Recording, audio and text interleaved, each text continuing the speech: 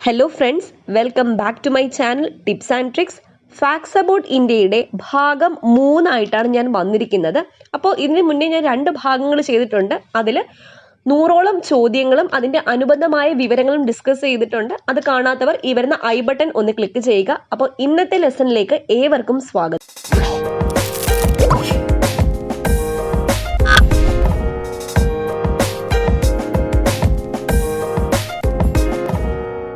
ആദ്യത്തെ ചോദ്യം, ഏത് നദിയിലാണ് കാക്രപ്പാറ പദ്ധതി സ്ഥിതി ചെയ്യുന്നത്? ഏത് നദിയിലാണ് കാക്രപ്പാറ പദ്ധതി സ്ഥിതി ചെയ്യുന്നത്? ഉത്തരം താപ്തി. താപ്തി നദിയിലാണ് കാക്രപ്പാറ പദ്ധതി സ്ഥിതി ചെയ്യുന്നത്. അപ്പോൾ കാക്രപ്പാറ ഏത് സംസ്ഥാനത്താണ്? ഗുജറാത്തിലാണ്. കാക്രപ്പാറ ആണവോർജ നിലയവും ഉണ്ട്, കാക്രപ്പാറ പദ്ധതിയും ഉണ്ട്. അപ്പോൾ ഇത് രണ്ടും സ്ഥിതി ചെയ്യുന്നത് ഏത് സംസ്ഥാനത്താണ് എന്ന് ചോദിച്ചു കഴിഞ്ഞാൽ ഗുജറാത്തിലാണ്. അപ്പോൾ ഏത് നദിയിലാണ്? താപ്തി നദി. അടുത്ത ചോദ്യം, ഏത് മതക്കാരുടെ പുണ്യസ്ഥലമാണ് ഉഡ്വാഡ? ഏത് മതക്കാരുടെ പുണ്യസ്ഥലമാണ് ഉഡ്വാഡ? ഉത്തരം ജൈനമതം. ജൈനമതക്കാരുടെ പുണ്യസ്ഥലമാണ് ഉഡ്വാഡ, ജൈനമതം. ഏതിനാണ് കാംബെ പ്രസിദ്ധി നേടിയിരിക്കുന്നത്? ഏതിനാണ് കാംബെ പ്രസിദ്ധി നേടിയിരിക്കുന്നത്? പെട്രോളിയം. പെട്രോളിയത്തിനാണ് കാംബെ പ്രസിദ്ധി നേടിയിരിക്കുന്നത്. താഴെ കൊടുത്തിരിക്കുന്നവയിൽ ടൈഡൽ പോർട്ട് ഏതാണ്? അപ്പോൾ താഴെ കൊടുത്തിരിക്കുന്നവയിൽ വേലിയേറ്റ തുറമുഖം അഥവാ ടൈഡൽ പോർട്ട് ഏതാണ്? PSCയുടെ സ്ഥിരം ചോദ്യമാണ്. കാൺല. കാൺലയാണ് tidal port. അടുത്ത ചോദ്യം, central salt and marine chemicals research institute എവിടെയാണ് സ്ഥിതി ചെയ്യുന്നത്? Central salt and marine chemicals research institute എവിടെയാണ് സ്ഥിതി ചെയ്യുന്നത്? ഭാവ്നഗർ. ഭാവ്നഗറിലാണ്. താഴെ കൊടുത്തിരിക്കുന്നവയിൽ ഏത് സ്ഥലമാണ് കാട്ടുകഴുതകൾക്ക് പ്രസിദ്ധം? താഴെ കൊടുത്തിരിക്കുന്നവയിൽ ഏത് സ്ഥലമാണ് കാട്ടുകഴുതകൾക്ക് പ്രസിദ്ധം? ഉത്തരം little Rann of Kutch. Little Rann of Kutch ആണ് കാട്ടുകഴുതകൾക്ക് പ്രസിദ്ധം. പോർ വിമാനങ്ങളുടെ മെക്ക എന്നറിയപ്പെടുന്ന സ്ഥലം ഏതാണ്? പോർ വിമാനങ്ങളുടെ മെക്ക എന്നറിയപ്പെടുന്ന സ്ഥലമാണ് ജാംനഗർ. ജാംനഗർ. ഏത് സംസ്ഥാനത്തെ നൃത്തരൂപമാണ് ഗർബ? ഗർബ ഏത് സംസ്ഥാനത്തെ നൃത്തരൂപമാണ്? ഗുജറാത്ത്. ഗുജറാത്ത്. 11ാം ശതകത്തിൽ സോമനാഥ ക്ഷേത്രം ആക്രമിച്ചത് ആരാണ്?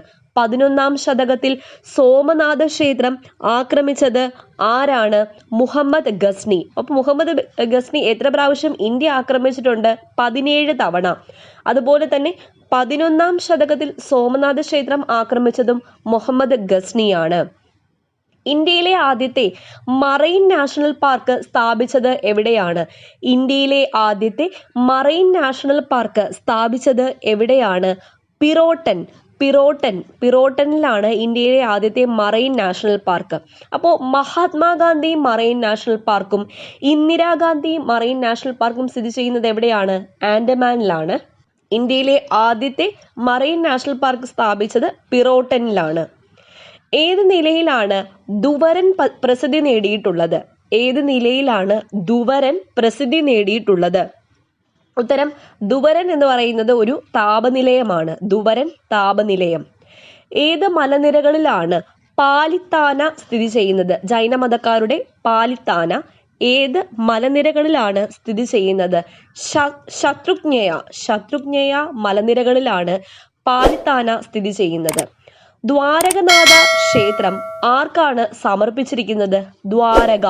ദ്വാരകനാഥ ക്ഷേത്രം ആർക്കാണ് സമർപ്പിച്ചിരിക്കുന്നത്? ശ്രീകൃഷ്ണൻ. അഹമ്മദാബാദ് ഏത് നദിയുടെ തീരത്താണ് സ്ഥിതി ചെയ്യുന്നത്? അഹമ്മദാബാദ് ഏത് നദിയുടെ തീരത്താണ് സ്ഥിതി ചെയ്യുന്നത്? നർമ്മദ. നർമ്മദ നദിയുടെ തീരത്താണ് അഹമ്മദാബാദ് സ്ഥിതി ചെയ്യുന്നത്. ഗുജറാത്ത് സംസ്ഥാനത്തെ ഹൈക്കോടതിയുടെ ആസ്ഥാനം എവിടെയാണ്? ഗുജറാത്ത് സംസ്ഥാനത്തെ ഹൈക്കോടതിയുടെ ആസ്ഥാനം എവിടെയാണ്? അഹമ്മദാബാദിലാണ്. അഹമ്മദാബാദ് ഏത് നദിയുടെ തീരത്താണ്? നർമ്മദ നദിയുടെ തീരത്താണ്. ഗുജറാത്തിന്റെ ഹൈക്കോടതിയുടെ ആസ്ഥാനം എവിടെയാണെന്ന് ചോദിച്ചു കഴിഞ്ഞാലും അഹമ്മദാബാദിലാണ്. ഇന്ത്യയിലെ ഏത് സംസ്ഥാനത്താണ് മൊബൈൽ പോർട്ടബിലിറ്റി സംവിധാനം ആദ്യമായി നിലവിൽ വന്നത്? ഇന്ത്യയിലെ ഏത് സംസ്ഥാനത്താണ് മൊബൈൽ പോർട്ടബിലിറ്റി സംവിധാനം ആദ്യമായി നിലവിൽ വന്നത്? ഹരിയാന. ഹരിയാനയിലാണ് മൊബൈൽ പോർട്ടബിലിറ്റി സംവിധാനം ആദ്യമായി നിലവിൽ വന്നത്. ഹരിയാന. ഏത് സംസ്ഥാനത്താണ് സുൽത്താൻപൂർ പക്ഷി സങ്കേതം? വളരെയധികം ഇമ്പോർട്ടന്റ് ആയിട്ടുള്ള ചോദ്യമാണ്. സുൽത്താൻപൂർ പക്ഷി സങ്കേതം ഏത് സംസ്ഥാനത്താണ് സ്ഥിതി ചെയ്യുന്നത്?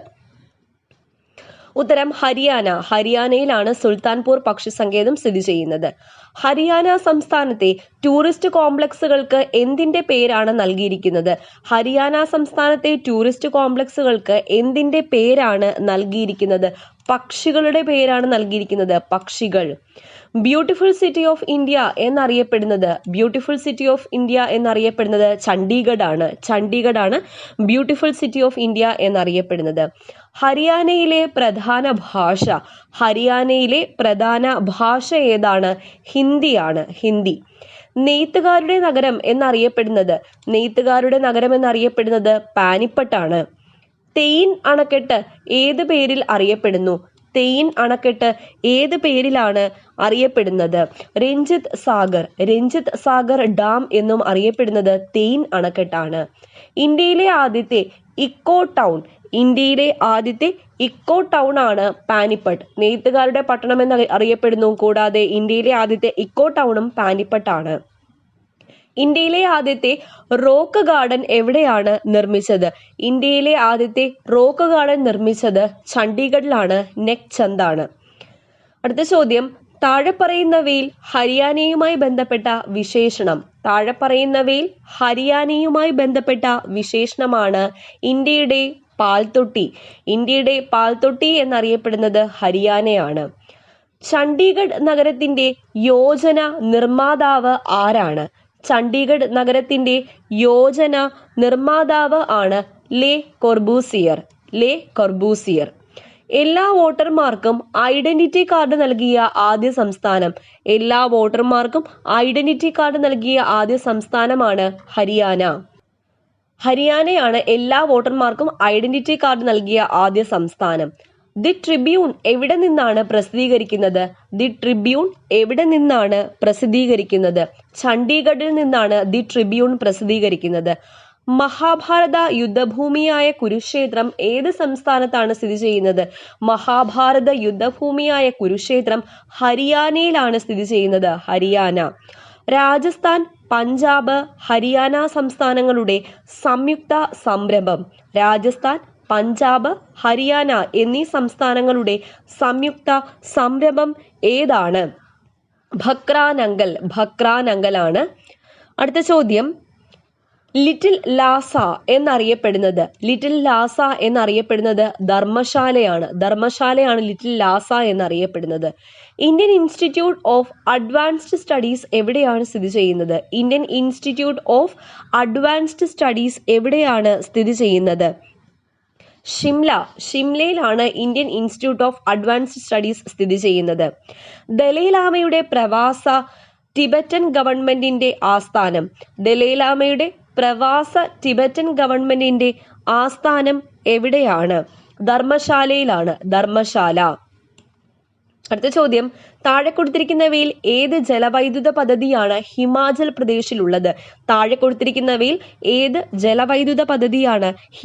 പ്രദേശിലുള്ളത്? ഗിരി. അപ്പൊ നമ്മൾ ഓരോ സംസ്ഥാനങ്ങളായിട്ട് എടുത്തിട്ട് അതിനകത്ത് ചോദ്യങ്ങളാണ് ഡിസ്കസ് ചെയ്യുന്നത്. അപ്പൊ എവിടെ എത്തി? ഹിമാചൽ പ്രദേശിലെത്തി.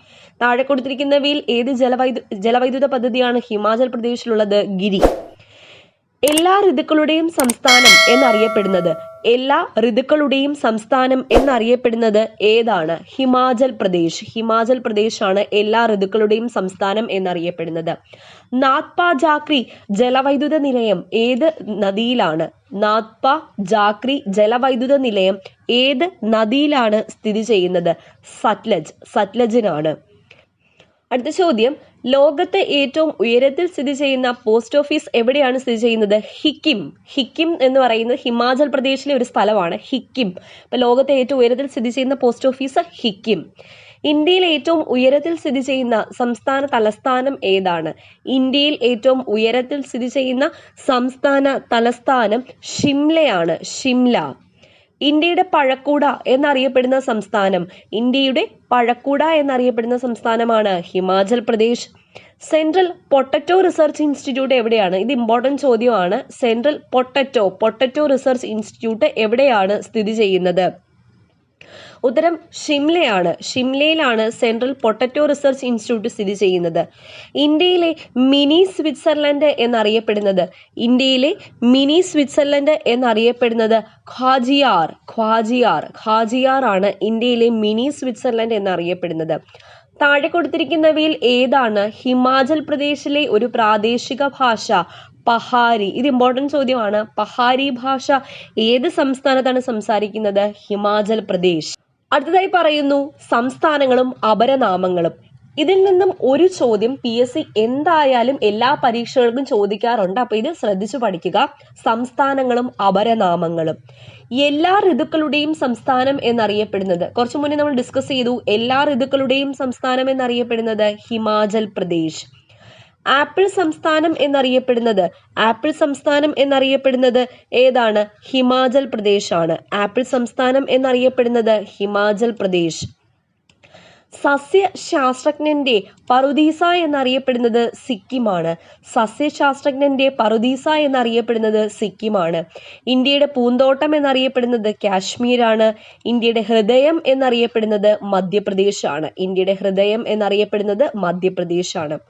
ഉദയസൂര്യന്റെ നാട് എന്നറിയപ്പെടുന്നത് അരുണാചൽ പ്രദേശാണ്. ഇന്ത്യയുടെ പാൽത്തൊട്ടി, കുറച്ചു മുന്നേ പറഞ്ഞു ഹരിയാനയാണ് ഇന്ത്യയുടെ പാൽത്തൊട്ടി. ഇന്ത്യയുടെ മുട്ടപാത്രം ഏതാണ്? ആന്ധ്രാപ്രദേശാണ് ഇന്ത്യയുടെ മുട്ടപാത്രം. ഇന്ത്യയുടെ സുഗന്ധവ്യഞ്ജനത്തോട്ടം നമ്മുടെ സ്വന്തം കേരളമാണ് ഇന്ത്യയുടെ സുഗന്ധവ്യഞ്ജനത്തോട്ടം. ഇന്ത്യയുടെ പഞ്ചസാര കിണ്ണം എന്നറിയപ്പെടുന്നത് ഉത്തർപ്രദേശാണ് ഇന്ത്യയുടെ പഞ്ചസാര കിണ്ണം എന്നറിയപ്പെടുന്നത്.